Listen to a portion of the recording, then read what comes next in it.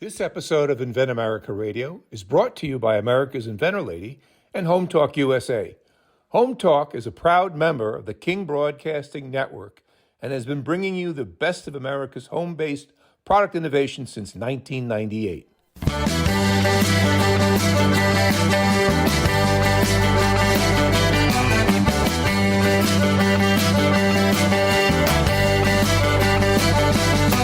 Broadcasting and streaming live all across America. This is HomeTalk USA.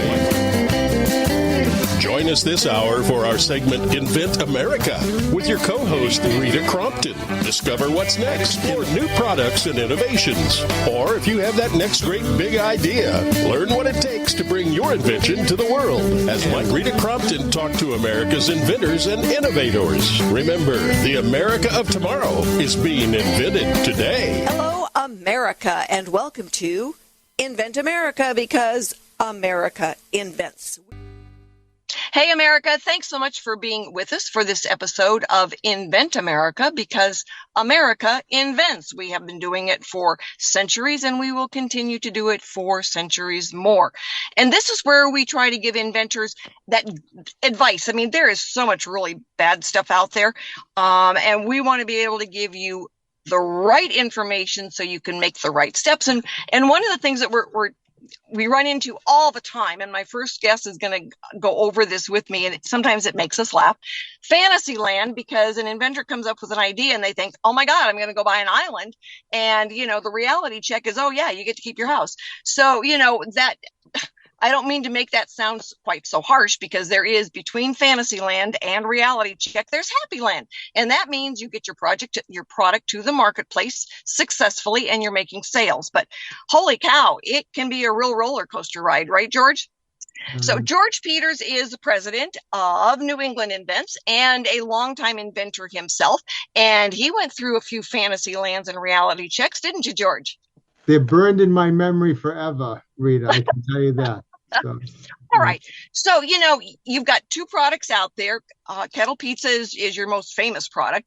So share with our inventors how you dealt with fantasy, got to the reality, and ended up in Happy Land, because you are sold all over the world. Well, one of the things that certainly I run into with New England Invents, and just by way of reference, when your first patent award is awarded on April Fool's Day in 2003, like mine was, should have been a big red flag that I was in for quite a ride going forward. So there you go. Back in 2003. And since then, I've been blessed to be able to help, hundreds of people and listen to them and speak places. And it always comes down to the fantasy part.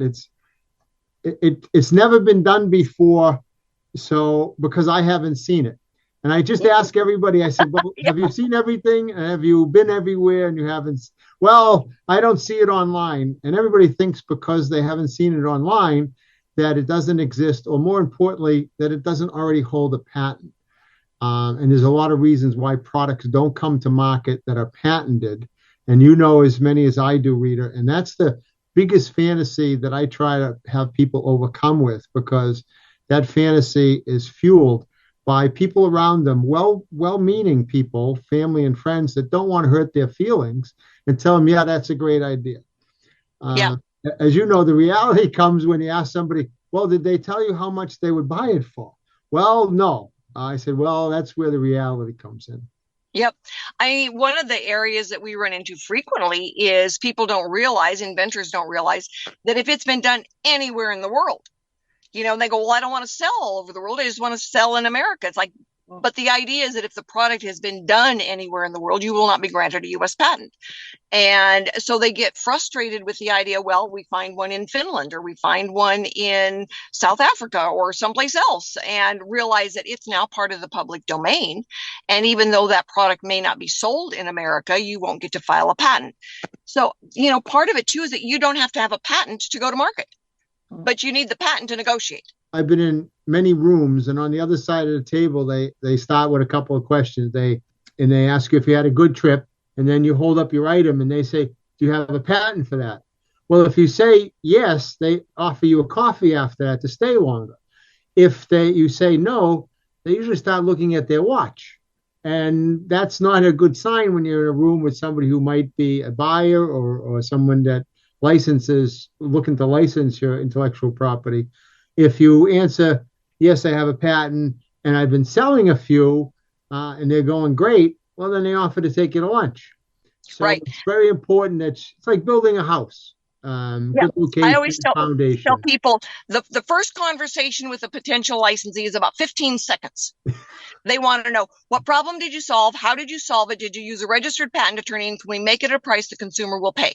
If the answer to those 4 questions are the right answer, you get now 15 minutes of their time. Yeah. So, it goes by pretty fast. And I had a lady that I talked to a few months ago now, and she said, "Oh, my investor's so excited. They said we'll earn $30 million in the first year." It's like, you'll be lucky to have product to sell in the first year. Yeah, that's the big island of fantasy. Oh yeah, no kidding. And also, Rita, and we've looked at thousands of products. I ask people just 3 things: is it better, easier, or safer? Your idea, because you're probably going to be going off of something that's already been created. So to be able to take it further, I said B's. Just remember the B's: better, easier, or safer. And if you can overcome those, your chances start to increase. It doesn't make it a slam dunk, but you start to get more then into the reality of the situation. And what I run into early in my career is that the newbie inventor, and I didn't do it, I suffered for it greatly, is you don't put a budget to your idea. It's like going to the casino when they say don't bring more money than you intend and can afford to lose. So if you put $1,000 on it or $5,000 and you burn through that quite fast, and that's the limit that you have, I always urge people to make sure that they don't go past that, because then you're running on really fantasy, and it takes if you have the means, wonderful. If you're single, that's even better. And I mean that only that you'll be the only one that will, really have the consequences of spending money that you don't have. And I've certainly been guilty of that. It's easier for me to work with an inventor who's got a limited budget than it is for me to work with an inventor who calls me and says, "I've spent all my money. Now what?" Yeah. And so it's like, well, I needed you, 18 months ago when we could stretch it out and get every ounce out of every single penny, because there are ways to squeeze the dollar. And, there's things that you shouldn't spend money on yet. And then there's things you should absolutely not do in the beginning, because it wastes a lot of money when you don't even know if you've got something yet. The steps are really critical to being able to get a product to market. And the USPTO changes their protocols on a fairly regular basis. And so what you heard, 3 or 4 years ago may no longer be the case. I mean, for a long time, the old story was, well, just, write out your idea and mail it to yourself and never open it. And that stands as then basically your provisional patent application. It shows that you invented it. But no, not anymore, because we went to a first to file country instead of a first to invent country. And so for those inventors, who thought that they were protecting themselves, nope, not anymore. And so we really look at, and watch how those things change, but it can change, in a heartbeat, and the inventor may not even realize it. And they're assuming things inaccurately and, getting ready to buy that island in Fantasyland, and not realize the reality check is coming around to get them. Yeah. And Rita, there are clubs like your club, your inventor club up here in New England. And you've heard the same thing, is that I wish we found you, 6 months ago. Yeah. And yes, it's a heartbreaking one for a lot of people that I've dealt with. I've been doing this for 25 years, and it's very important that people, if they don't know, get to some resources of a local inventors club. We're fortunate that we've been around a long time. We turned ourselves into a nonprofit about a year and a half ago, and it was a great move for us because it kind of put the line in the sand for us. Is that we want to look after our members, even people that aren't members of New England Events.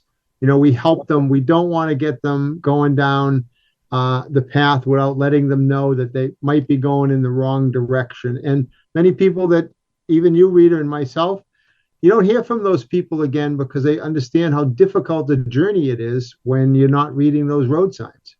Yeah, that's for sure. That's for sure. So, all right, George, we are going to be taking a break here and going off to pay some bills because we have to pay some bills too.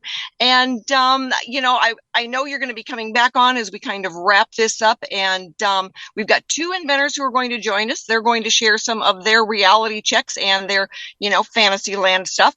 And so we're going to, share directly with you from the inventors who've been down the path and they've seen the road signs change. So everyone stick with us. We will be back here in just a couple of minutes.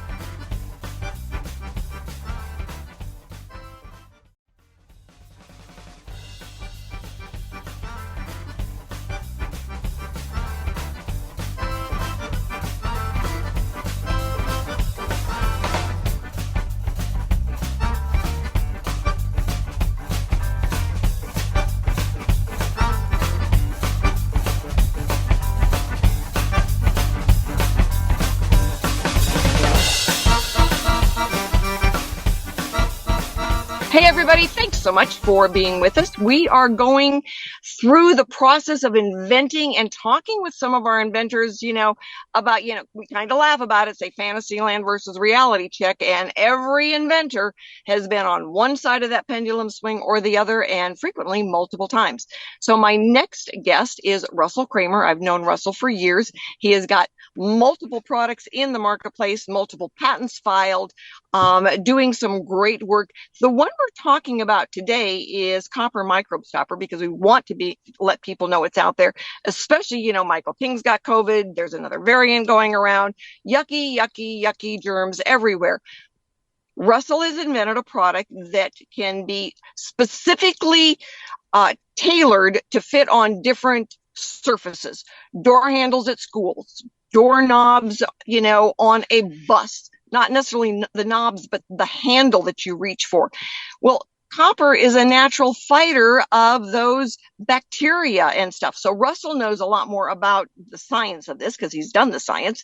But really cool product. And in this day and age, there is going to be a new something coming around on a regular basis that everybody wants to go, ooh, don't touch that. So Russell, tell everybody about copper microbe stopper. Well, you did a good job already, Rita. It is a flexible coverings for a wide variety of high-touch surface area made of copper or copper alloys, as you mentioned, for daycare centers and a variety of doorknobs. And it's flexible and can be customized, custom ordered, for large institutions with thousands of the same doorknob and so on. And I've made working prototypes. I've seen competition out there, but the competition doesn't have the ability to go on irregular surfaces. And yet, so I know the competition means that there's a market out there as well. And so that it's well positioned.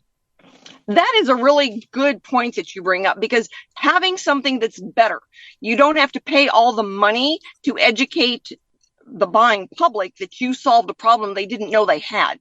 So when somebody's gone out there with a product in the same industry and now you come up with a better way of doing it, they're already aware and the product is out there. But having a better way, a safer way, a less expensive way of doing the fix is a good thing.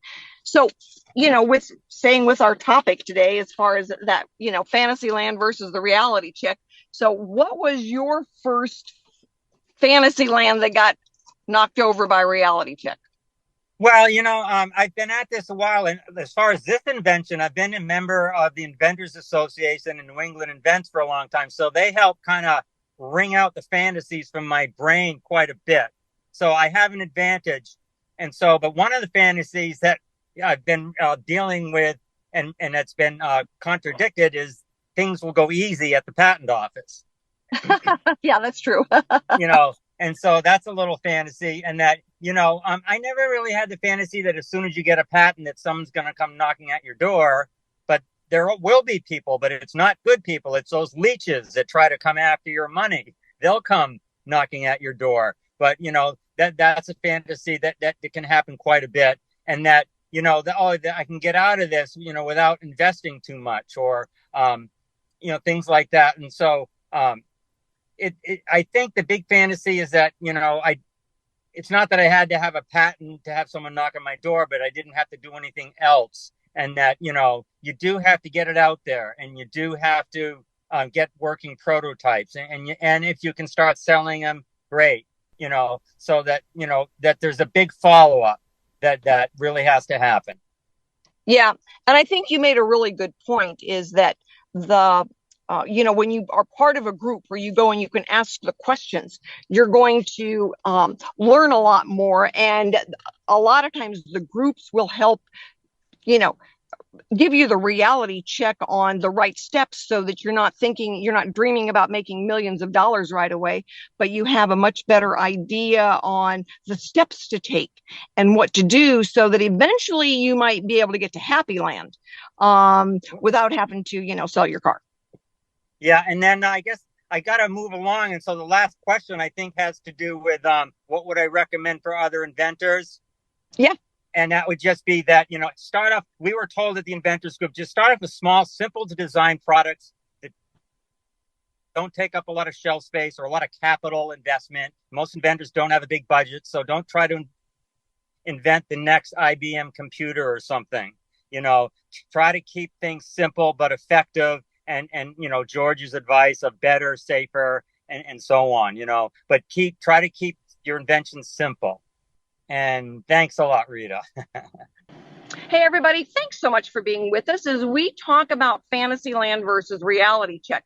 And George, Russell's been a member of New England Invents for years. So what is, the groups? How do the groups help inventors miss important details?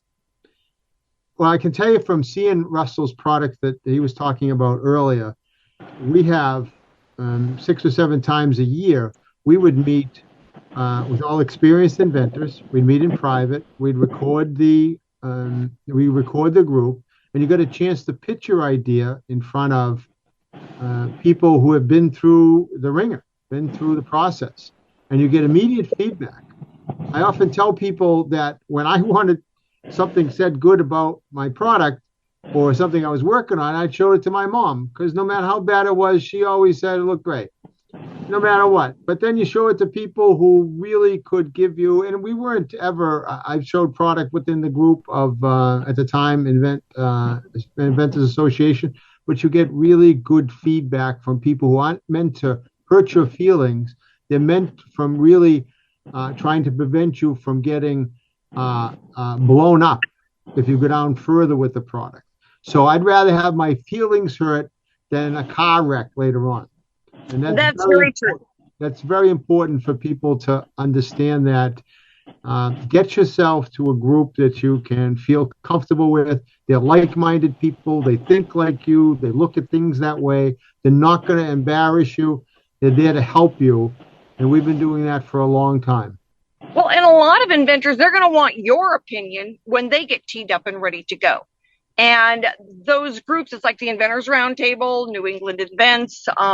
There's a lot of different groups. Ours are virtual meetings. So anybody in America, you don't have to be by a city, rural America, everywhere, can log in. And, we do videos, so you can show your products in and get some of that feedback. And inventors are going to ask better questions than your mother.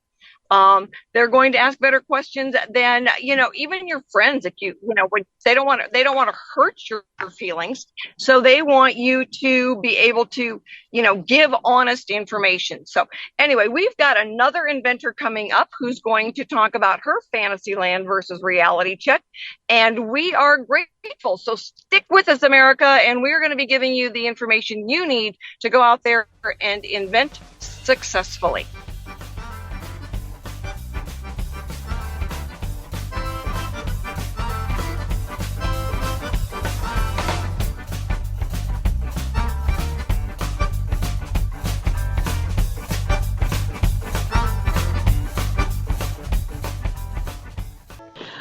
everybody. Welcome to Invent America, because in America invents. And my next guest is Lynn Mors, and she has invented a product called Fencing Life Extenders.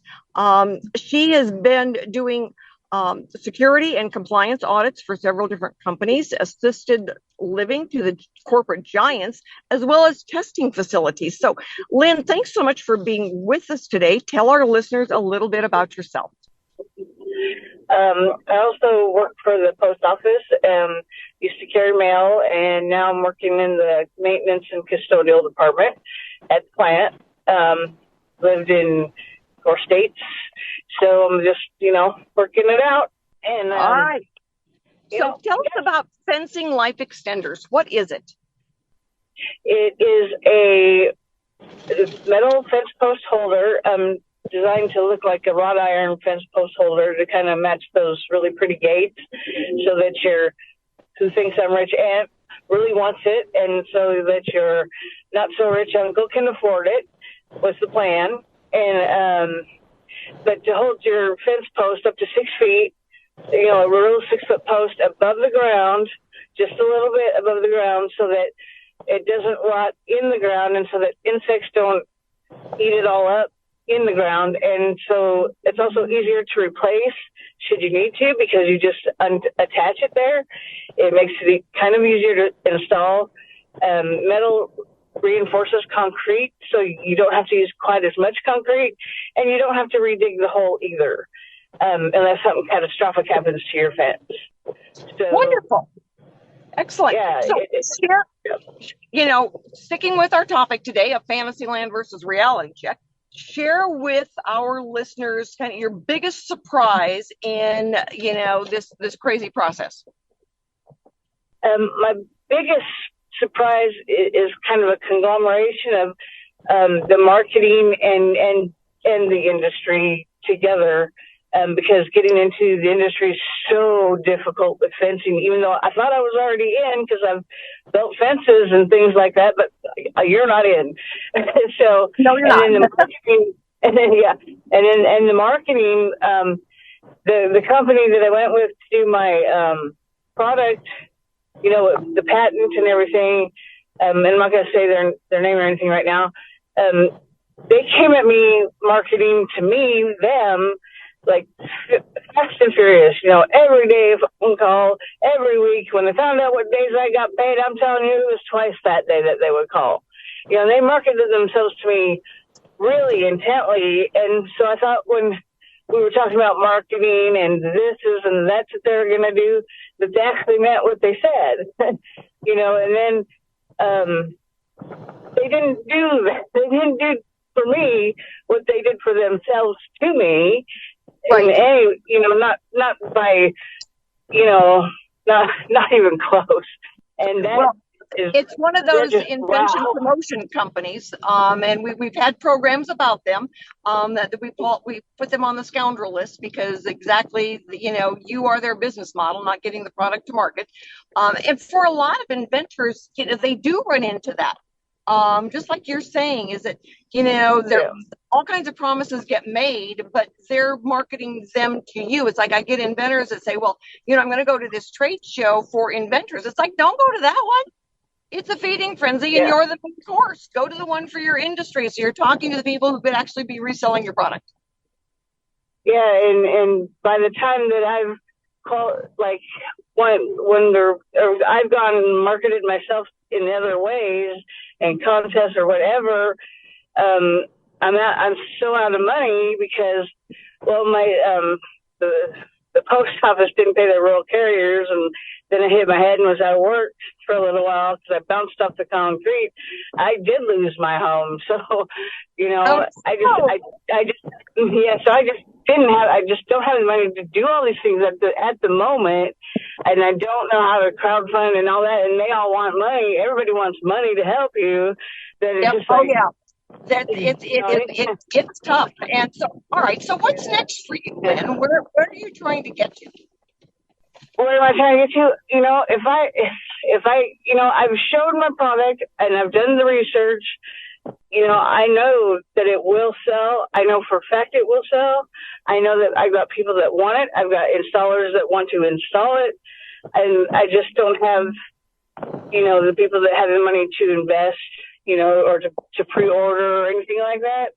And I don't even know how I can manufacture it the cheapest way, because I can get anybody to talk to me. So what's next is to just keep pushing forward with it as best as I can until I get to where I need to get, and just keep trying. And then, because I have so much more to go with this, once I get it started, I can continue on with the whole concept of the whole fence for it that I have, and then moving forward, so because there's more to it than just this piece of it.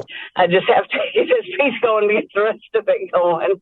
Honey, you're in what we refer to as the Valley of Despair. That because there's a lot of inventors who land down there. You should be able to wave at a few. So the website is fencinglifeextenders.com. So if you're interested in if that works. If that website even works, because they've jacked me around so much, I don't know that works, but the YouTube video does work. So if you use that link, you can see it there. And we've got the website, so people can actually go then and see what you've got. And anyone that out there that is interested might have some good ideas on contacts, and so we'll let you know. And a lot of inventors, I'll get inventors that call me all the time and say, what's next? Because I heard you on the radio. And I've had potential licensing companies actually call and say, I need their contact information. We heard it on the radio, and we are listening. And George, the gentleman who is going to be on and wrapping this up with us in a few minutes, he said, you know what, I need to give you his phone number, and you can give him a call, and he will see if he can't give you some ideas. So, Lynn, we wish you the best of luck. I will be in touch with you. Today's Monday, probably later in the week, maybe next week. And be able to do some kind of some brainstorming with you and see what some of the options are. Because you haven't been so much about licensing. Have you thought about licensing? I just, like I said, I've just not been able to get people to talk to me because it's just been so difficult and stuff. And I'm finally getting somewhere, like in the steel manufacturing places and stuff, and getting to talk to people, and like there's a college in Arkansas that will give me some actual physical prototypes for a fairly reasonable price. So I'm getting somewhere on my own. Well, honey, when you get ready to, seriously talk about licensing, I want to talk to you as well, because when you license it, somebody else makes it, sells it, sends you a check. Yeah. And that is where most investors want to get to. So thank you for being on today. We need to take a quick break and go and pay some bills, and we'll be right back to wrap up with our great colleague, George Peters. Hang in there, everybody. We'll be right back.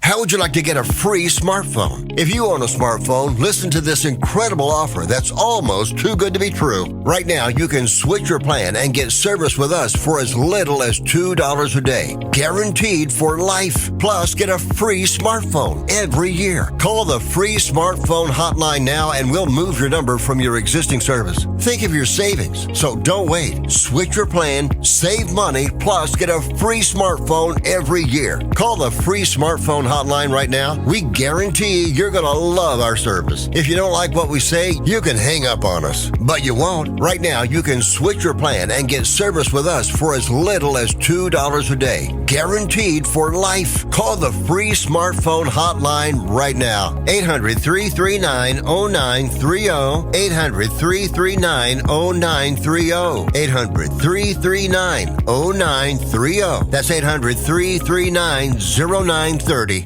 Tired of struggling just for your customers to notice you? Your business needs Constant Contact. Constant Contact's award-winning marketing platform has helped millions of small businesses stand out, stay top of mind, and see big results. With powerful tools like email, SMS, social media, and events, you'll say the right thing at the right time to sell more, raise more, and fast-track growth. Plus, everything's backed by Constant Contact's expert live customer support. So get going and growing with Constant Contact today. Try it free at ConstantContact.com. Hey America, this is Rita Crompton wrapping up this hour of Invent America. So, but George, what is the wrap up and information that we can give to inventors on, Fantasyland is great if you're reading Harry Potter, but the reality check is frequently the money is tight. It takes twice as long, costs twice as much, and it's you've got to be really careful because there are a lot of predators out there that are certainly willing to take a big bite. So, give our listeners some information. I can tell you just from my experience, certainly Al Contarino, who was the brains around. Al had the idea for KettlePizza, and KettlePizza, as you mentioned before, is a product we sold in more than 70 countries. KettlePizza was simple. We turned charcoal and gas grills into pizza ovens, but we went through quite a few iterations early on of prototypes ourselves to try to get it right. We burned a lot of pizzas. Doing through the prototypes and things. But we had to prove it to ourselves first. That proof of concept, Rita, which you've talked about many times, that proof of concept of the idea has to be proven to yourself and to others that what you have is viable. Long before you get into, okay, what can we make it for? But that proof of concept is very important. That's the reality check for you, because if you can't get by the proof of concept that your product can be made for a price that someone wants to buy it, it can be made for a cost that someone wants to license it. Your product will not look the same when you first do it, when it gets ready for merchandising. That's what the professionals do. That's what you know how to do. They know how to package it correctly, price it correctly, put it where the consumer can buy it easily. That's a skill set that a lot of inventors do not have. And the quicker that you understand what you don't possess as a skill and stick to what you do have, which is creating the ideas and then finding the experts that can take it from there for you, it will save you probably thousands and thousands of hours, and even more of that in money. Inventors should stick to what we're good at. We do the better, easier, safer, and then get it into the hands of the pros that can sell it. And inventors, and I include myself in this, are not usually good business people. They're not. My brain is not wired for that. I want to create. You say administration to me and things like that, and I want to run in front of traffic. Yeah. I don't want to do that admin stuff. I want to get the creation stuff and get it into the people who know how to navigate that very busy highway, which is the consumer. So right. The consumer will decide whether your product is successful or not. Well, and the easy part is coming up with the idea, the prototype, the patent. The hard part's marketing. What's the message that you're going to get out there to somebody? What's going to make them open their wallet? And some folks don't realize how important packaging is until they get down and how much it adds to the cost of the product. Merchandising, marketing, money. The other three M's on the other side of the invention world. And you and I know them very well. That's where those experts, the people on that side, put food on their family's table, put their kids through college because they know how to do that. What they don't know how to do is what we do, is come up with that better, easier, and safer. There's always a chain right through the life cycle of a product, just like the life cycle of life. There are people that I can't remember the last time I self-diagnosed myself and was correct when I went to the doctor, and they said, "Yeah, what college did you go to, and when did you become a doctor?" But I have doctors that ask me about my world and developing a product. So know what you're good at, stay in your lane as being an inventor, and look for the resources. And there are resources that we call them on the good side of the line, Rita. You know that the dark side of our business is unregulated. There really is. There's nobody that we can turn to except other groups or other people that we can trust, and you can get real-time information from them about your idea, about your product, or about where are you on the path of the inventor's journey, because it can be a long one. Yes. Yeah, there's nothing fast about it. It's easy to become a victim of one of the scoundrel companies. So what we try to do is, invent America, because it gets the information out there. It gets a lot of inventors asking questions then. They can go to one of the local meetings. They can go to Inventors Roundtable. It's kind of like the call-in version of the show, and gather the information. And we have met some amazing service providers. Holy cow, there's not a single inventor I've talked to that knew about it. And we are pushing that out there all over the place. So if you've got questions and you're wondering about the R&D tax credit, you are wondering about fulfillment, you're wondering about packaging, just, what are the first steps? A good law firm. Holy cow, that's so important. So call us, get in touch, fill out the ninja form if you want to be on the show. But we want to make sure that all of our sponsors, all of the people who have participated, know how much we appreciate them. And George, I want to thank you for being on today, because we're going to be wrapping this up here. And, just being able to get all the information out there for our inventors is critical to their success and to not be taken advantage of. Even lawyers, when they get in trouble, take a lawyer into them to court. To think you can do it yourself is not the way to go. Get a good law firm. Mors is for us, a manufacturing company that understands it. And these are things that usually we have vetted, and you have vetted, Rita, for years. We're not going to pass someone on to somebody that we haven't vetted, that we even haven't used, or know somebody that has used them, that we can talk responsibly about how they're going to treat you. Absolutely. I know we've got attorneys that we have used for years. They've got really good records. One of them was actually an examiner for the USPTO. He knows the process. So if you need a service provider, you give me a call, and be with us next week when we are actually going to talk about, that investor. We get inventors all the time that say, well, I've got an investor. It's like, you know what? That's a tough hill to climb as well, and frequently, involves a fantasy.